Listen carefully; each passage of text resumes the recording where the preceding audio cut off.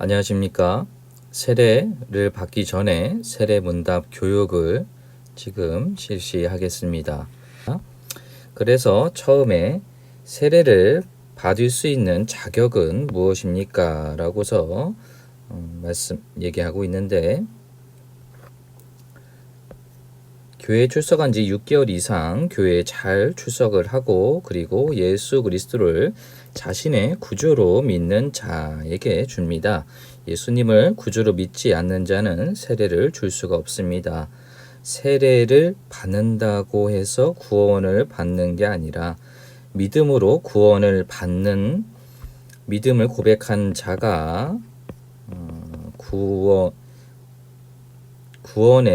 구원을 받을 것을 믿고 사람들 앞에서 이 믿음을 공포하는 세례의식입니다. 그러기에 먼저 선행되어야 되는 것이 예수님을 자신의 구주로 믿는 자가 세례를 받을 수가 있습니다.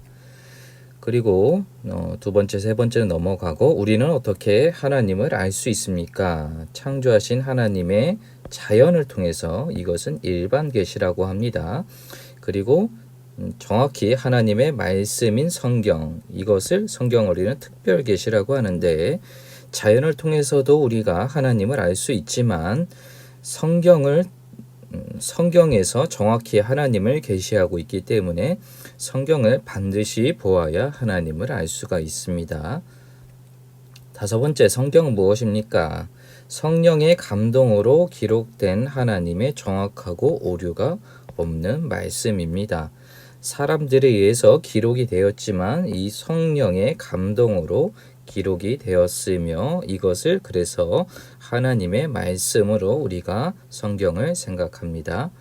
그래서 6번, 구약을 크게 나누면 어떻게 합니까? 율법서로서는 모세오경, 창세기, 출애굽기, 레위기, 민수기, 신명기가 있고, 역사서에서는 여호수아, 신명기, 사사기, 룻기, 사무엘상하, 열왕기상하, 역대상하, 에스라, 느헤미야, 에스더가 있고, 시가서에서는 욥기, 시편, 잠언, 전도서, 아가서가 있고, 선지서는 이사야, 예레미야가, 에스겔, 다니엘, 호세아, 요엘, 아모스, 오바다, 요나, 미가, 나움, 하박국, 스바냐, 학개, 스가랴, 말라기가 있습니다. 이렇게 다섯 가지, 네 가지 카테고리로 분류해서 구약 성경이 있고요. 신약을 그러면 크게 나누면 어떻게 분류합니까? 신약은 사복음서로 되어 있으며, 또 역사서, 사도행전, 서신서, 로마서, 고린도후서, 갈라디아서, 에베소서, 빌립보서, 골로새서, 데살로니가 전후서, 디모데전후서, 디도서, 빌레몬서, 히브리서, 야고보서, 베드로전후서, 요한 1, 2, 3서, 유다서가 있고, 예언서에서는 요한계시록이 있습니다. 이렇게 나눠지게 됩니다. 그래서 하나님은 누구십니까? 하나님은 영이시며 창조주와 구속주이시며 심판주이십니다. 하나님은 무엇을 창조하셨습니까? 천지와 만물을 그의 말씀으로 무에서부터 창조하셨습니다. 하나님은 사람을 지으신 이후 무엇을 명하셨습니까? 땅을 채우고 땅과 모든 생물을 다스리라 라고 창세기 1장 28절에서 명령하셨습니다. 11번, 하나님은 만물을 어떻게 다스리십니까? 하나님의 선하신 뜻에 따라 그의 지혜와 권능으로 하십니다. 12번, 하나님은 창세전에 무엇을 예정하셨습니까? 예수 그리스도 안에서 우리를 택하시고 구원하기로 작정하셨습니다. 에베소서 1장 4절부터 5절에서 잘 말씀하고 있습니다. 하나님만이 가지시는 특성은 무엇입니까? 스스로 계심, 자존성이라고 합니다. 이것은 하나님만이 가지고 계셔서 다른 사람에게는 없는 것입니다. 그래서 하나님은 스스로 계신 자존하신 분이시고, 변함이 없으신 불변하신 분이고, 완전하신 완전성이 있으시고, 영원하신 분이시고, 영원성이 있으시고, 모든 것을 아심 전지성이 있으시고, 모든 것에 능하신 전능성이 있으신 분이십니다. 하나님만이 가지시는 특성입니다. 그리고 하나님의 도덕적 품성은 거룩함, 의로움, 진실함, 선하심, 사랑, 최초의 사람 아담은 어떻게 범죄하게 됐습니까? 순종이나 불순종할 자유의지가 있었는데 뱀 사탄의 시험을 받아서 하나님의 말씀을 불순종함으로 범죄했습니다. 16번 아담의 범죄 이후 죄 없는 자가 얼마나 있습니까? 하나도 없다라고 성경은 말씀하고 있습니다. 17번 범죄하여 타락한 인류는 어떤 상태에 이르게 되었습니까? 하나님을 떠나서 하나님을 떠났기 때문에 비참한 죄인의 상태에 놓이게 되었고 계속 죄인입니다. 두 번째, 하나님의 진노와 저주를 받아 죽음에 이르렀으며 그리고 전적으로 무능하고 부패하게 되었습니다. 그래서 이런 우리가 진노와 저주의 가운데 살아가는 게 타락한 범죄로 인해서 타락한 인류의 상태의 모습입니다. 그래서 죄는 어떤 종류가 있습니까? 바로 아담이 지은 원죄와 아담 후손들이 바로 우리들이 스스로 짓는 자범죄가 있습니다. 그리고 19번 자범죄의 구체적 내용은 내적 마음의 죄와 외적 행동의 죄를 나누게 되는데 마음의 죄는 교만, 질투, 증오, 악한 욕망 등을 말하고 외적인 죄는 사기, 도둑질, 간음, 외적으로 이렇게 나타나는 살인 등 여러 가지 죄가 자범죄입니다. 우리는 자범죄를 짓고서 살아가기 때문에 우리가 구원받은 이후에도 이 자범죄를 회개하면서 살아가야 합니다.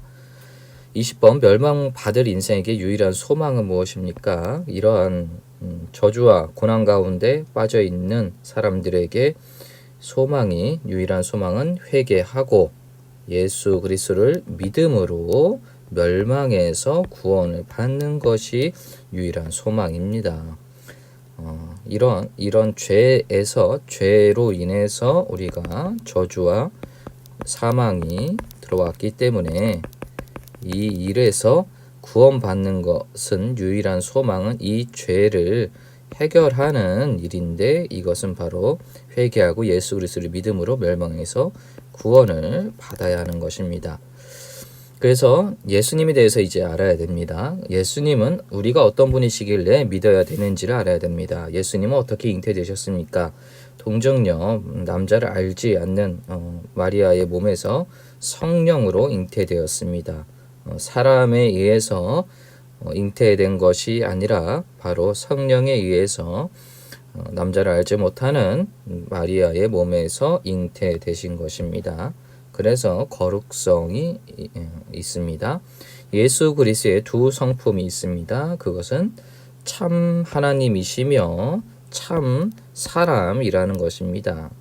이 참은 50대 52, 50대 50으로 구성되는 100이 아니라 완벽한 100대 100으로 구성되는 참이시고 이쪽으로도 참이신 분이십니다. 그래서 신성과 인성이 있습니다. 이 두 성품이 예수 그리스도의 한 인격 속에 연합되어 있습니다. 그래서 이게 50대 50이 아니라 100대 100이지만 연합이 되어 있다는 것입니다. 예수님은 이러한 두 성품을 가지고 있습니다. 예수님의 신성과 인성은 무엇입니까? 예수님의 신성은 신적인 성품은 하나님의 성품이고 인간적인 성질과 성품은 사람의 성품입니다. 예수님의 인성이 우리와 다른 점은 예수님의 인성, 사람의 특성으로서 우리와 다른 점은 우리와 성품은 동일하나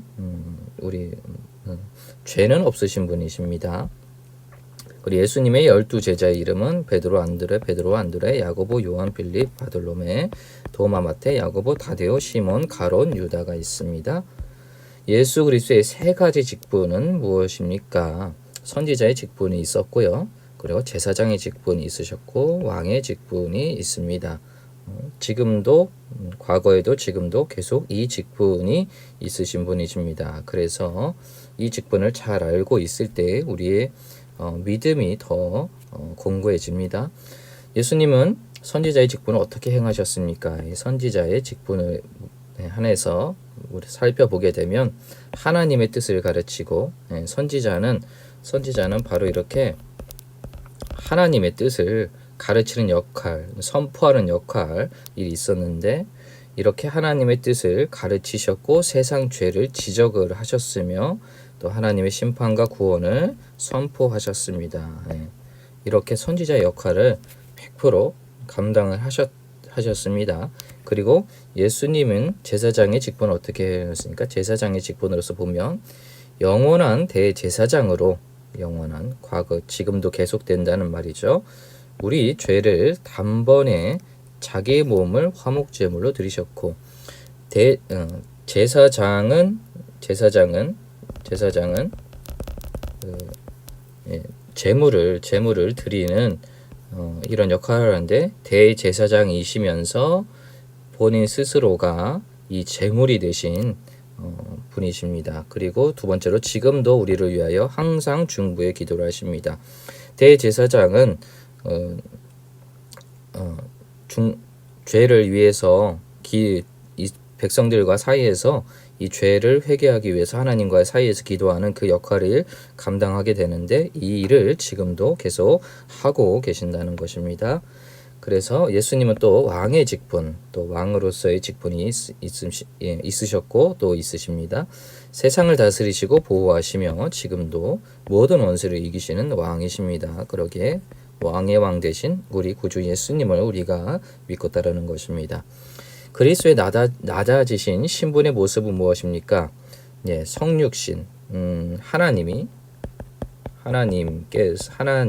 인간의 유한한 인간의 몸으로 입고 오셨다는 것이 낮아지신 그 고난 성육신 자체가 예수님의 고난의 시작이었던 것입니다.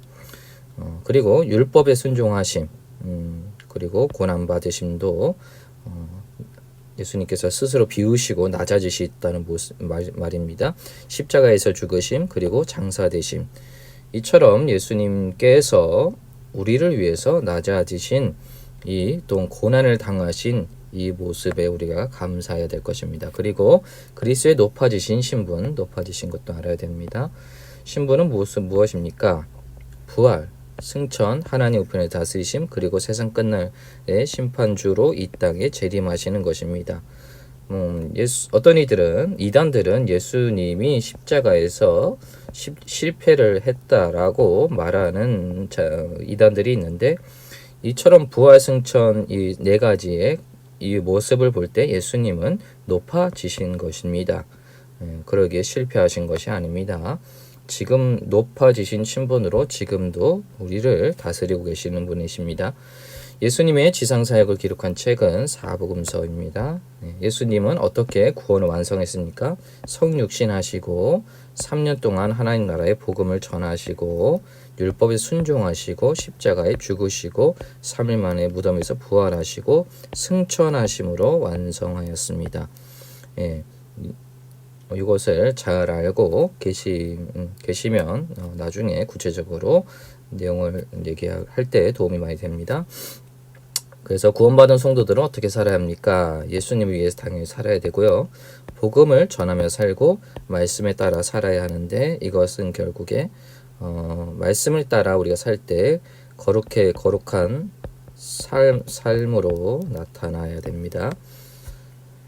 그래서 6장 성령의 사역과 성도의 구원 35번에서 우리의 구원은 어떻게 시작됩니까? 하나님의 예정하심이 있었고요. 그리고 성령의 부르심으로 시작됩니다. 성령은 무엇을 깨닫게 합니까? 하나님의 말씀과 우리의 죄 및 그 죄의 비참함을 깨닫게 합니다. 우리가 말씀을 깨닫게 하는 것, 이 죄의 비참함을 깨닫게 하는 것, 내가 하는 것 같지만 성령께서 해주시는 것입니다. 그래서 누가 우리를 거듭나게 합니까? 성령께서 하십니다. 그리고 38번 성령께서 우리를 무엇으로 거듭나게 하십니까? 성령께서는 하나님의 말씀을 통해서 하십니다. 하나님의 말씀 우리가 듣고 깨달았고 이렇게 할 때 하나님 말씀이 우리 마음에 다가와서 성령께서 우리를 역사하시고 거듭나게 하십니다. 39번 진정한 회개는 무엇입니까? 성령께서 깨닫게 하심으로 그리고 두 번째 자기 죄를 뉘우침으로 그리고 예수께로 나오는 것입니다. 진정한 회개는 이 세 가지가 있어야 됩니다. 단지 그냥 그냥 울고 기도했다고 하고 나서 여전히 그 죄를 저지르고 있으면 그것은 진정 회개가 아닙니다. 그 죄를 단번에 끊지는 못하더라도 조금씩 변화되고 바뀌어질 때 그것이 진정 회개입니다. 그래서 회개의 3대 요소는 지적인 요소가 있어야 됩니다. 죄를 깨달아야 됩니다. 죄라고 인지를 해야 됩니다. 그래서 감성적 요소, 죄를 슬퍼야 됩니다. 그리고 의지적 요소, 예수께로 나오는 일까지 해야 됩니다. 단지 그냥 슬퍼하는 데서 끝나면 안 되고 예수님께로 더 나와야 됩니다. 그래서 성령께서 어떻게 은혜를 주십니까? 말씀으로, 성례로, 기도를 통해서 성령의 은혜를 주십니다. 그렇다면 42번, 죄인이 어떻게 의롭다 하심을 여김을 받을 수 있겠습니까? 의롭다 하심을 오직 하나님의 은혜로죠. 그리고 예수 그리스도를 믿음으로 받을 수가 있습니다. 성화란 무엇입니까? 우리가 예수님을 믿고 구원받고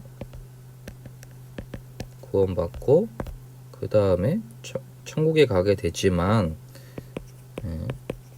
그 과정 속에는 성화가로 우리가 거룩하게 되어지면서 성령의 아름다운 이 열매를 맺어가는 삶을 살아야 됩니다. 그래서 성화라는 것은 성령께서 하시는 계속적이고 은혜로운 일입니다.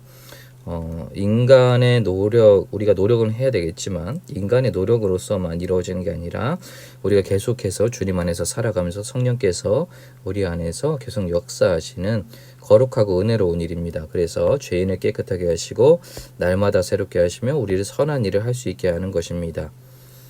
성령 안에서 이렇게 우리는 성화되어져 살아갑니다. 그래서 44번 성도가 구원받는 순서는 어떠합니까? 그래서 소명, 부르심이 있고 중생, 거듭남, 회개, 돌이킴, 신앙, 믿음, 칭의, 의롭다함을 받음, 수양, 자녀됨, 성화, 거룩하게 되어감, 성도의 견인, 끝까지 지켜짐, 영화롭게 됨. 영화롭게 됨은 맨 마지막에 이루어지는 것이고요.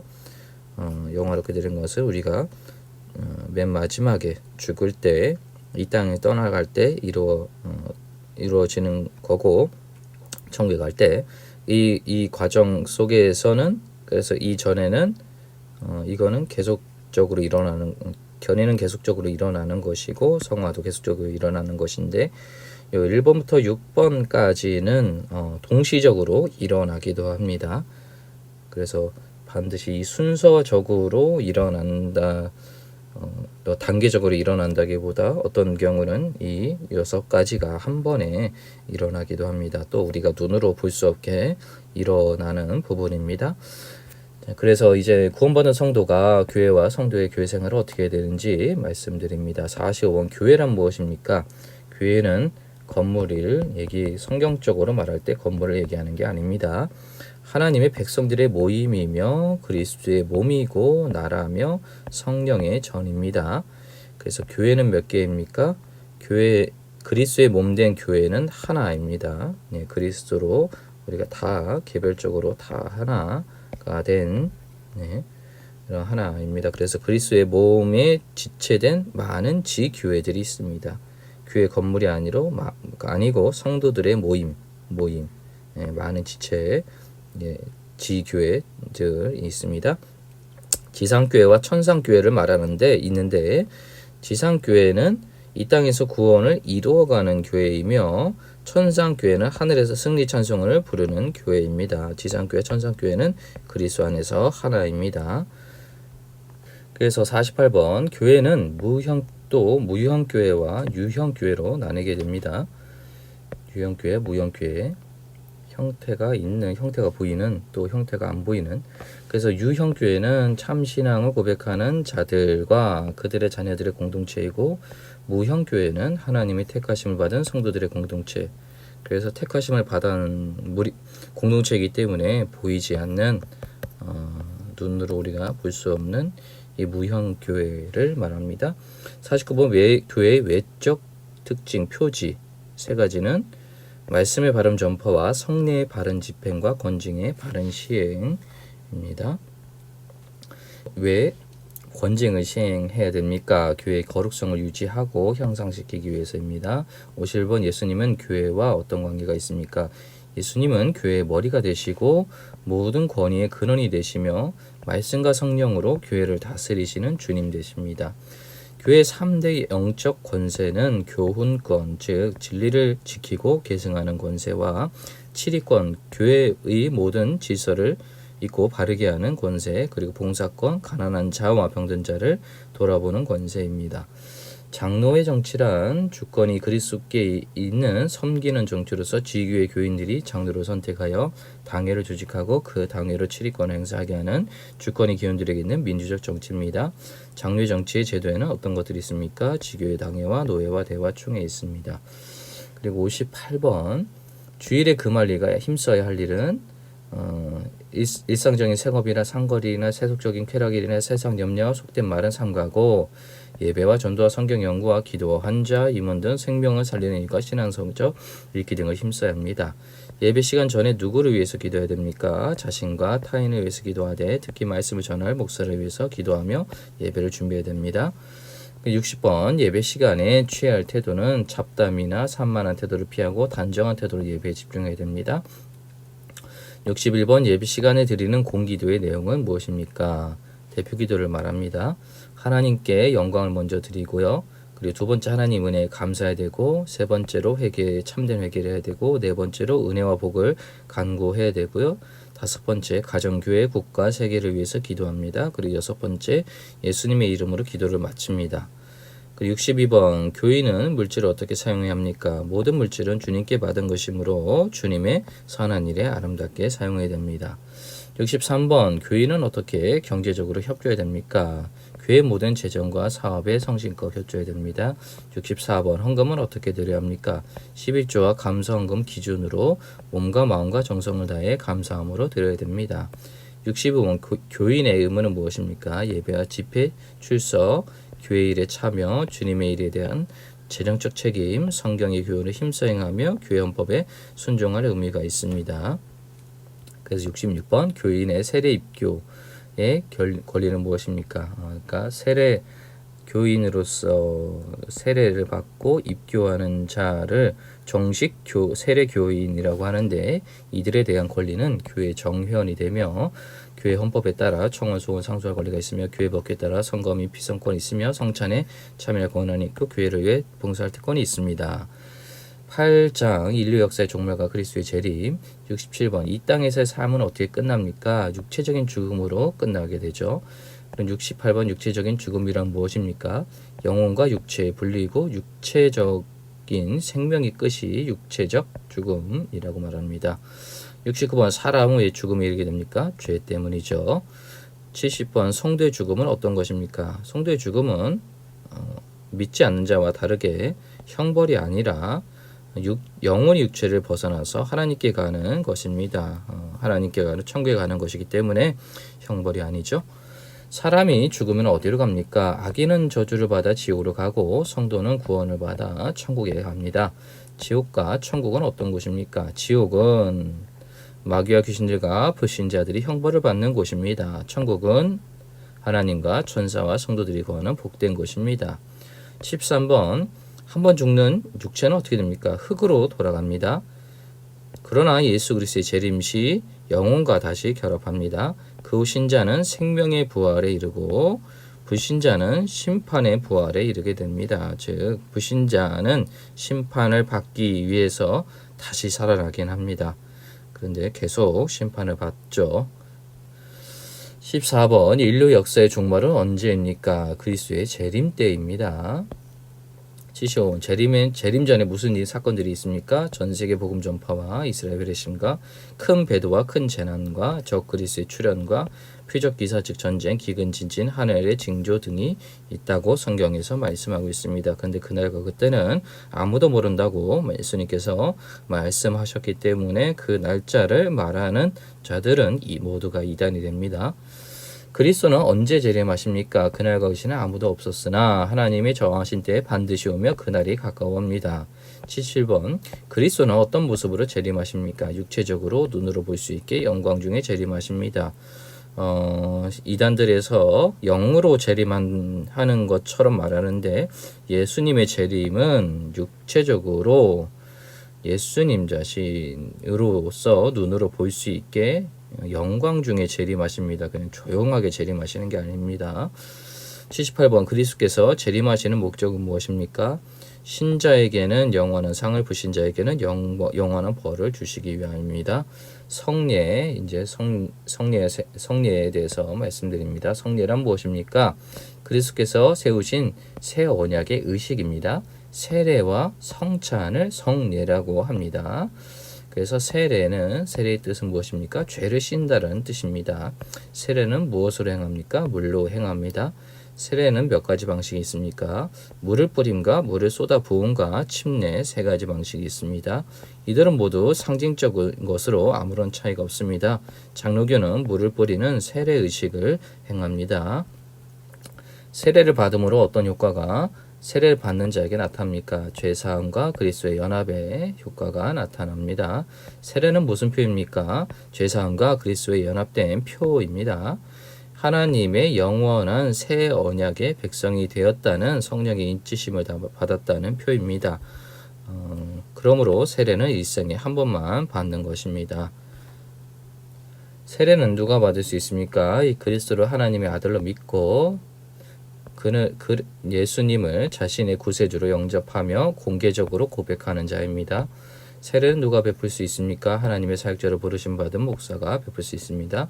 세례는 몇 가지겠습니까? 물세례와 성령세례가 있습니다. 성령세례는 무엇입니까? 죄를 회개하고 예수를 구주로 믿어 하나님의 자녀가 된 것을 성령께서 인치시는 것입니다. 그럼 물세례는 무엇입니까? 목사가 물을 가지고 성부, 성자, 성령의 이름으로 베푸는 세례입니다. 이 두 세례는 어떤 관계가 있습니까? 예수 그리스도의 이름으로 시행되는 물세례는 성령세례를 확증하는 것입니다. 확증하는 것이 세례를 받아야 할 이유가 무엇입니까? 예수님의 명령이기 때문입니다. 구원의 확신을 증거해 주기 때문입니다. 성찬은 무엇입니까? 떡과 포도즙을 먹고 마심으로 예수님의 죽음을 기념하고 임재하신 그리스도와 교통하는 표입니다. 성찬의 효과는 믿음을 강하게 해주고 하나님의 임재를 체험하게 하며 성도들과 그리스도 안에서 하나가 되었음을 확인해 줍니다. 성찬식은 누가 처음 시행하였습니까? 예수님께서 처음 시행하였습니다. 언제 처음 시행되었습니까? 예수님께서 십자가에 못 박히시기 전날 밤에 시행되었습니다. 성찬식은 무엇을 베풉니까? 떡과 포도즙입니다. 떡은 무엇을 기념합니까? 예수님의 몸을 기념합니다. 포도즙은 무엇을 기념합니까? 예수님의 피를 기념합니다. 성찬식은 언제부터 언제까지 행해야 됩니까? 예수님께서 죽으신 때부터 재림하실 때까지 행해야 된다고 말씀합니다. 누가 성찬에 참여할 수 있습니까? 입교한 자, 세례받은 자입니다. 누가 성찬에 참여할 수 없습니까? 죄를 짓고 회개하지 않는 자와 교회에서 성찬을 금한 자입니다. 세례를 받지 못한 사람도 성찬을 받지 못합니다. 성도는 성찬 분배에 어떻게 해야 됩니까? 조용히 묵상하고 감사하며 기도해야 됩니다. 가정 예배는 무엇입니까? 성도들의 가족이 모여 기도하며 성경을 읽으며 찬송함으로 하나님을 경배하는 것입니다. 교인은 교회에 언제 출석해야 됩니까? 새벽 기도회, 주일 예배, 수요 기도회 및 교회 집회에 적극적으로 출석해야 됩니다. 교인은 교회 발전을 위해 어떻게 충성해야 됩니까? 받은 은혜대로 기도와 봉사 물질과 시간 등으로 힘을 다해야 합니다. 하나님으로께서 우리를 선택하신 목적은 무엇입니까? 그 앞에서 거룩하고 흠이 없게 하시려고 그리고 그 기쁘신 뜻대로 자기의 자녀를 삼으시며 은혜의 영광을 찬미하게 하고 선전하게 하라고 선택하셨습니다. 성경교육과 사업에 대한 내용입니다. 성경교육은 누구에게 필요합니까? 모든 성도에게 다 필요하죠. 성경을 연구하면 어떻게 됩니까? 하나님과 우리 자신을 알게 됩니다. 그리고 하나님의 사람으로 온전하게 됩니다. 그리고 선한 일을 할 수 있게 됩니다. 어떻게 성경을 공부해야 됩니까? 간절한 마음으로 말씀을 읽어야 됩니다. 그리고 날마다 성경을 공부해야 됩니다. 그리고 110번 성경을 사설에 풀 수 있습니까? 사설에 풀 것이 아닙니다. 111번 예수님은 어떻게 전도하셨습니까? 모든 지역에 두루 다니시고 병자를 고치시며 복음을 전파하셨습니다. 사도들은 어떻게 전도하였습니까? 언제 어디서나 쉬지 않고 전도하였습니다. 전도는 무엇입니까? 예수 그리스도를 믿도록 전하는 것입니다. 우리는 전도를 위해 무엇을 기도해야 됩니까? 전도할 문을 우리에게 열어주시도록 기도해야 됩니다. 우리는 누구에게 복음을 전파해야 됩니까? 모든 사람입니다. 모든 족속, 모든 천하 만민에게 전파해야 됩니다. 그리고 11장 꼭 암송하고 믿고 지켜야 할 내용, 예수님께서 가르쳐 주신 기도는 무엇입니까? 주기도문이죠. 네, 주기도문도 암송하고 있어야 됩니다. 그리고 사도신경, 사도들의 신앙을 요약한 것이 사도신경입니다. 이것도 우리가 암송하고 있어야 됩니다. 그리고 하나님의 도덕법은 바로 십계명입니다. 십계명은 잘 숙지하고 있어야 됩니다. 자, 여기까지고 수고 많았습니다.